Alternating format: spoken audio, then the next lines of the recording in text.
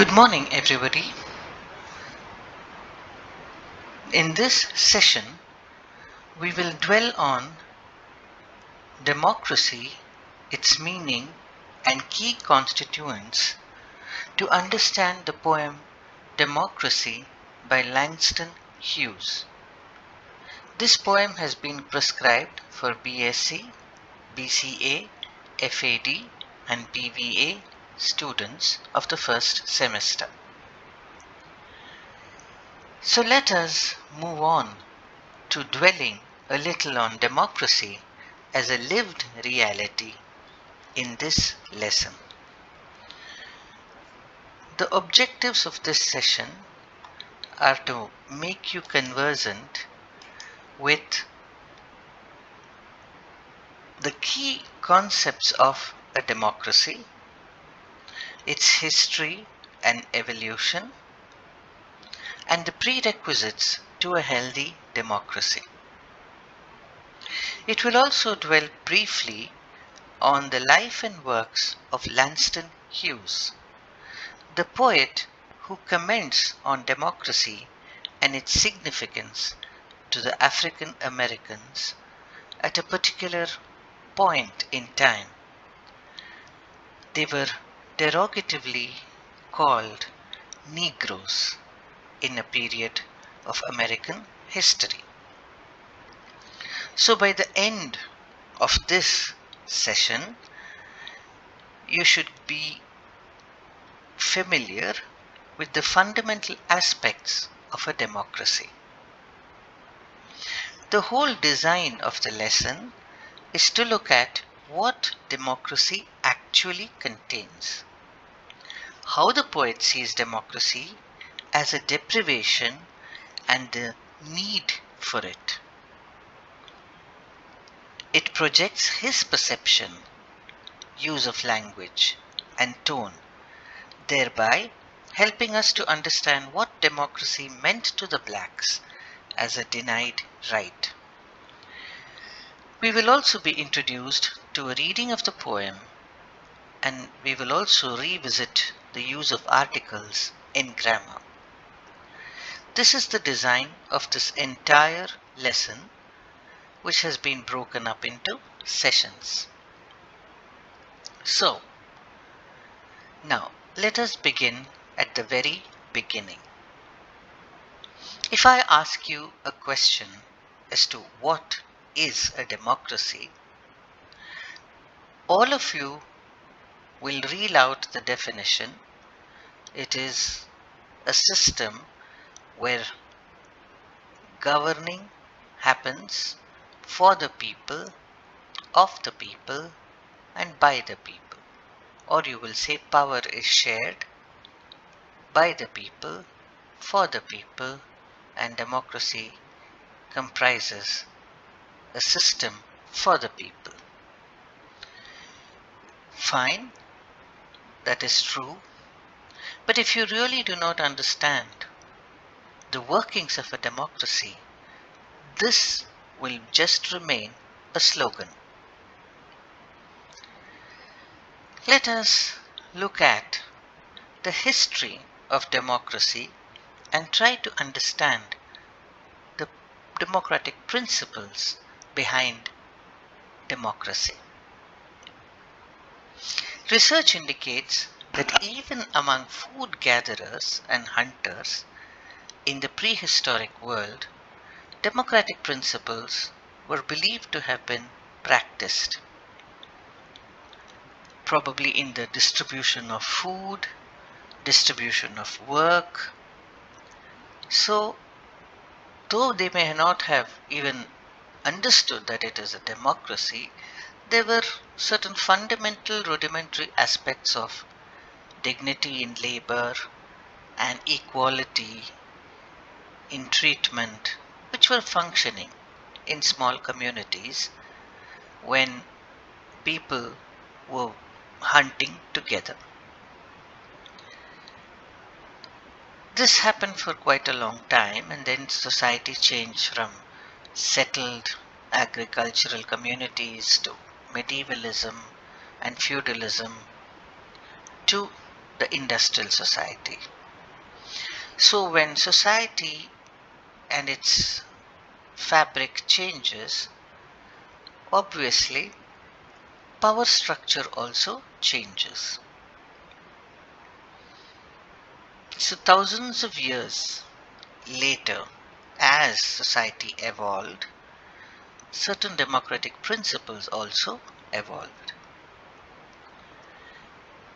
In the 6th century BCE, that is before the Christian era, in Athens, which became a city-state in Greece, under Cleisthenes, an early form of democracy was instituted. This happened when a city-state came into being. Please note that. He is recognized as the father of democracy. So there was a fundamental kind of democracy which was working in Greece. Then later Rome took over, and when Rome took over, it became a republic. The city-state of Rome became a republic. So democratic principles and certain systems were working in Rome too. But Rome became too vast an empire and too complex to manage. So power had to be decentralized. And this was where problems arose because all leaders were not the same. Some wanted concentration of power. So the key fundamental democratic principles of power by the people was shattered, and Rome collapsed under the weight of its own corruption, slavery, and vastness as an empire. It led to certain different parameters of governance where autocracy, dictatorship, monarchy took over. This went on for some time. There were many civil strifes and wars. Let us move to 18th century England after the Christian era. England too evolved slowly. The monarchs had to consult more and more the parliament, which was a congregation of representatives. Earlier, the king would have a say in the constitution of the parliament. But as feudalism gave way to industrialism, a new class of people arose. The middle class, the entrepreneurs, who had a say in what the king did because they gave the money to the king. So, representation started becoming a key factor in governance and in making laws and implementing them. So it started being negotiated. More and more people from different strata of society wanted to voice their concerns and they wanted to participate in the policies and programs. They wanted to have a say in what the king would do. Later in the British colonies of North America too, representation blended with democratic principles of universal suffrage and equality, and it began to be established as an ideal form of governance.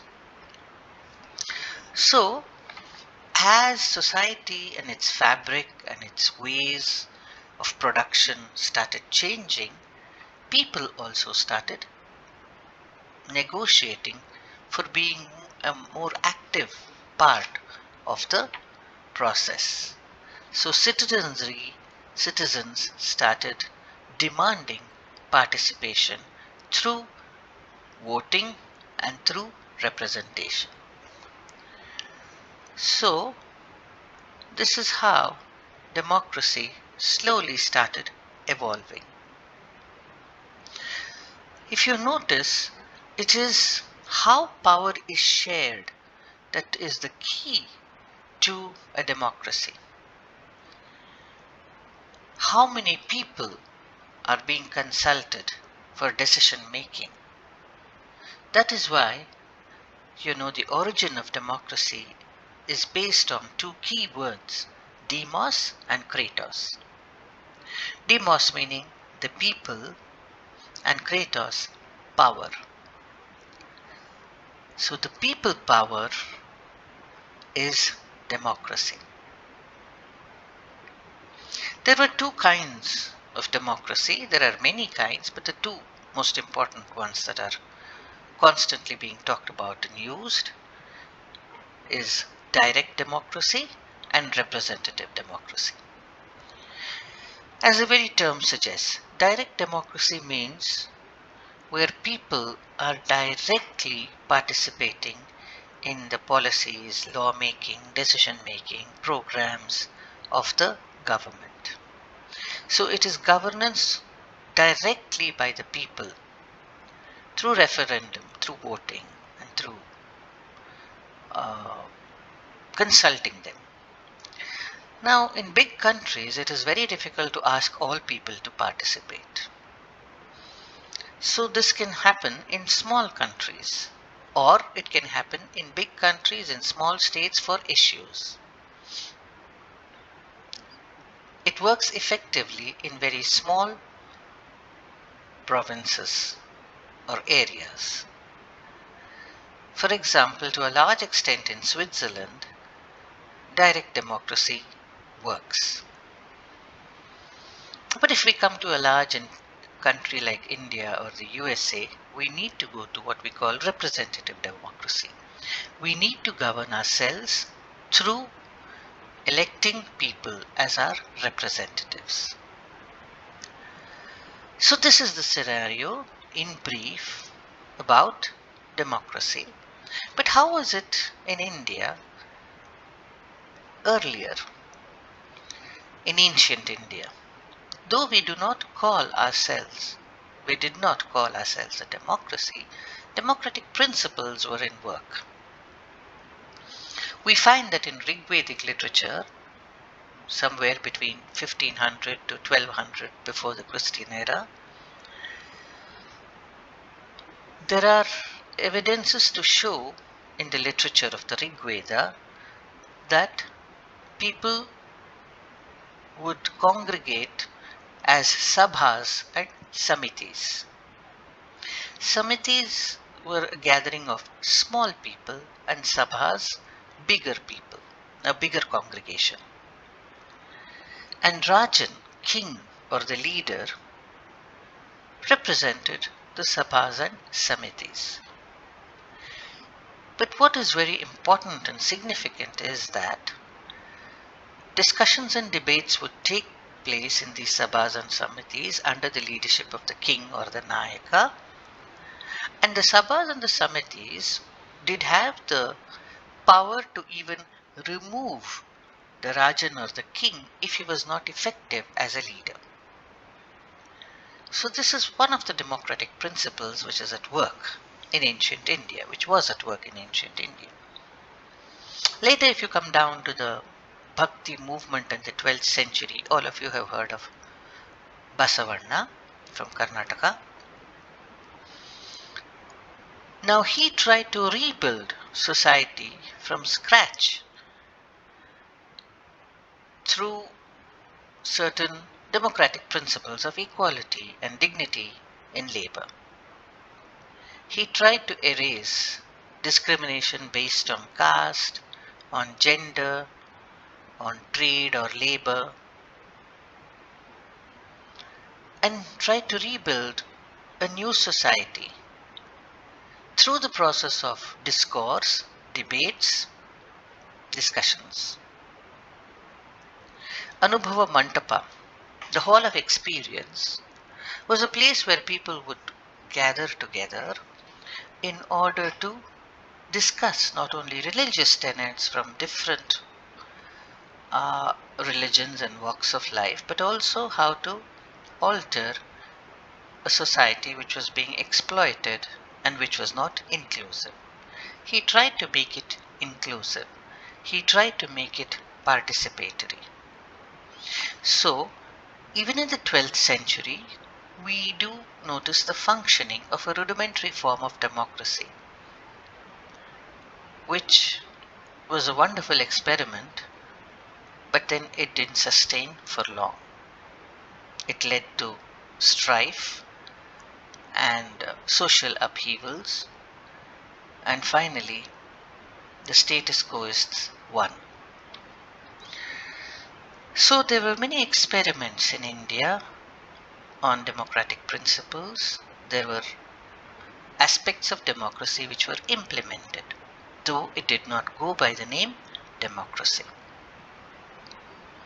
So, having seen a brief evolution of democracy from a nascent form to the very crystallized form in modern and postmodern world, we notice that there are certain key constituents which keep cropping up time and again in a democracy.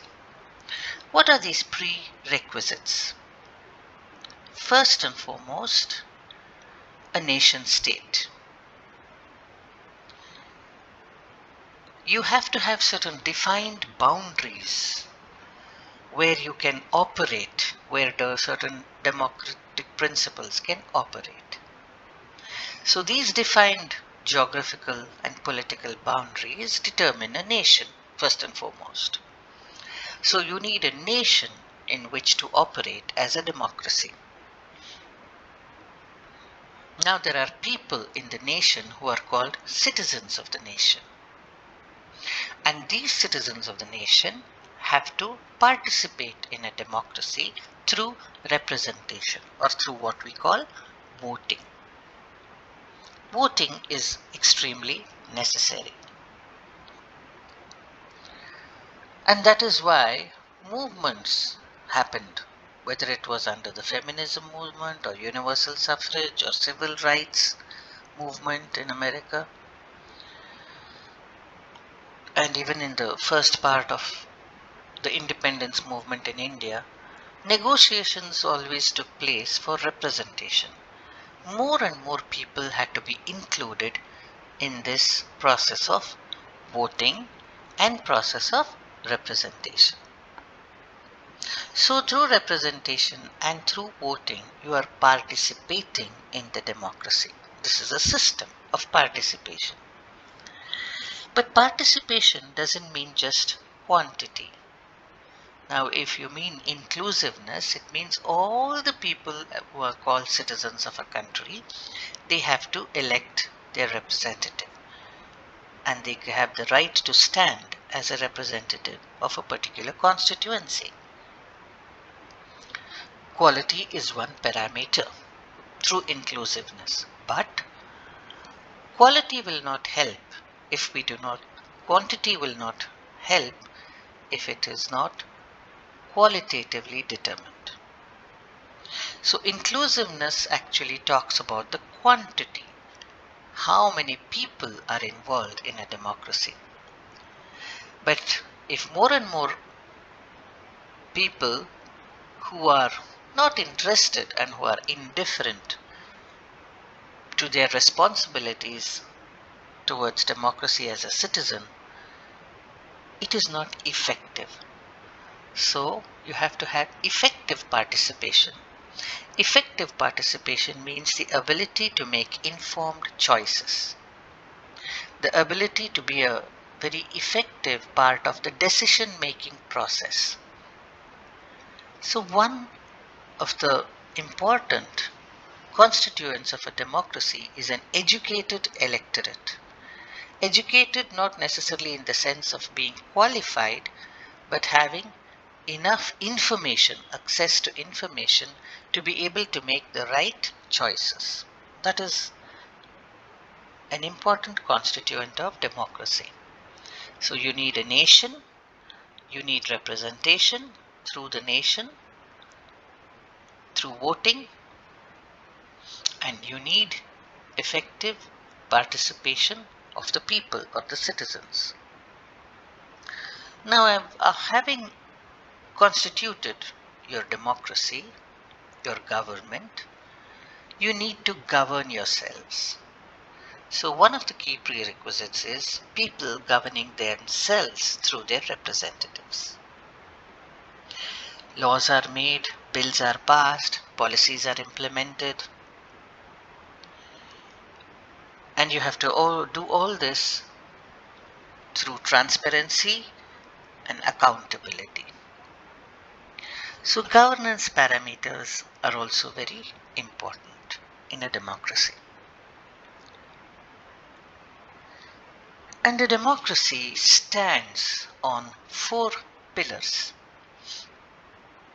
Consider this image.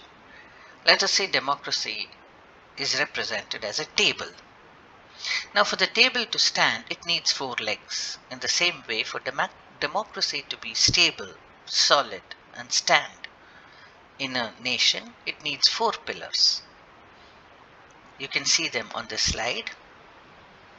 You need the legislature, which passes the bills, makes the laws. Then you have the executive. You have all the files being stored there. So you have a bureaucracy. You have officials. You have police, all working to implement these bills and laws. You have the judiciary, which needs to function as a keeper of the law. And you have the fourth estate, which is really the watchdog of democracy. The press and the media constantly keep looking at whether there is accountability and there is transparency and there is effectiveness in the execution or the implementation or the making of the laws in a land. So briefly, this is a very important aspect of democracy. These 4 pillars have to be vibrant for a robust democracy. As you will see, you have the legislature, what it comprises, and the responsibility. You have the executive, what it comprises, and the responsibility. You have the judiciary and its responsibilities to solve conflicts between executives and legislature or any other public related matters. If a citizen feels that one of his rights has been violated, he can approach the court and see that justice is done to him. And you also have the fourth estate. Okay. Now we move on to Langston Hughes. The period of his lifetime is between 1902 to 1967. Now this is a very important and significant time period in American history. He is an African American poet. 1863, Abraham Lincoln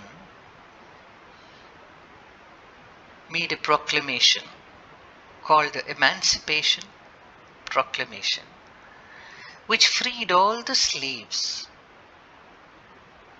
in America. Through a civil war, this was done. They became free citizens of the country. This was in 1863.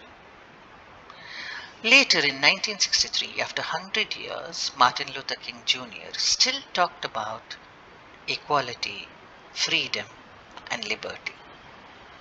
So 100 years, though in theory the slaves were emancipated, they were freed and they became citizens, they still in practice did not enjoy liberty and freedom and an equal, dignified life on par with the whites.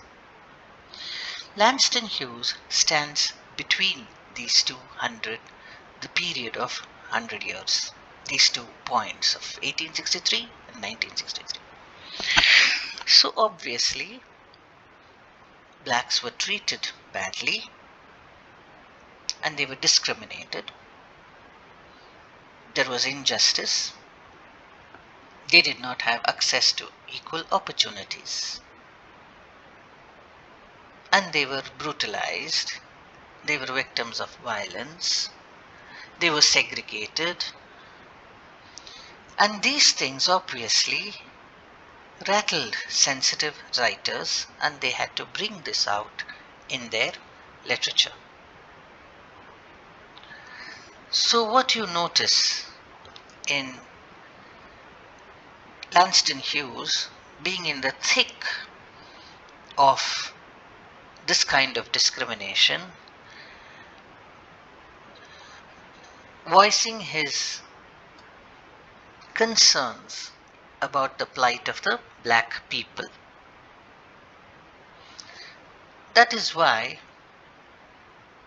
in fact, as an African American poet, he is called an everyman's poet or a commoner's poet, because he believed in speaking about the common black African American and the way he or she is leading a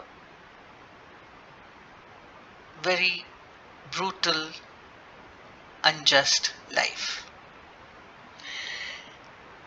He started from the scratch. He was a busboy in a hotel, but he started writing at a very early age.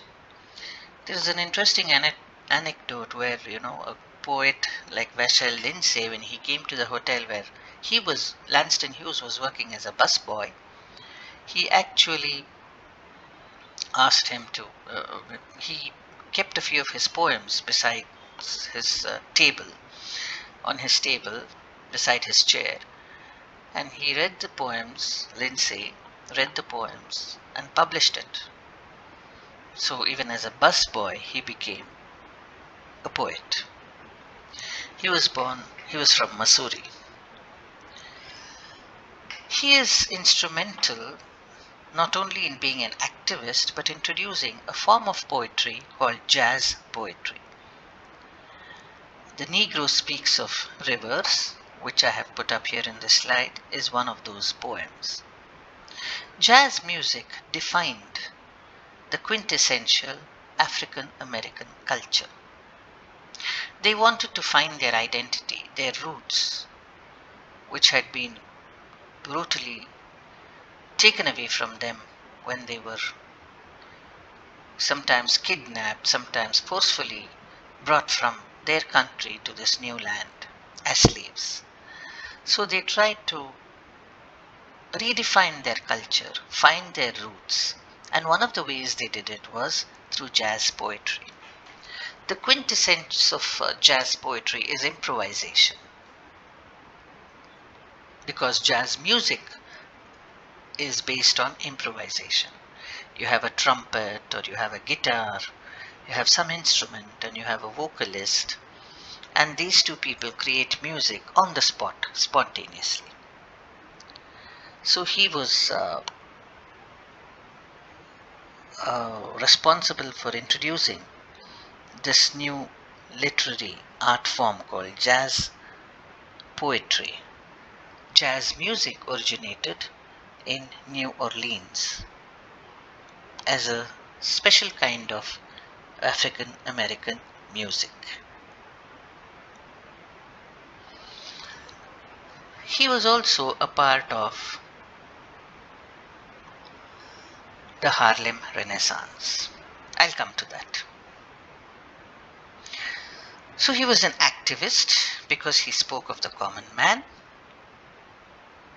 He was an African American poet who, through his columns and through his poetry, spoke about what it is to mean an African American in an unjust America, denied citizenship rights in practice. One of the things that he did very effectively was create the character of Simple. Simple was an African American, a commoner, and all the essence of African American life, what it means to be an African American in an unjust America, was characterized through Simple. This is one of his very popular creations. He was in the thick of what is known as the Harlem Renaissance, which originated in Harlem in New York City between 1918 and 1937. Now, this is a counterculture movement because people wanted to identify the Negro culture which was destroyed and which was looked down upon by the whites. They wanted to assert themselves through their unique culture and their music. So this was a counterculture movement. And Langston Hughes was a part of that. So this is about the poet, the essayist, the columnist, the playwright, the activist, the participant of the Harlem Renaissance, and the institutor of the jazz poetry, Langston Hughes. I hope you enjoyed the session. Thank you for listening.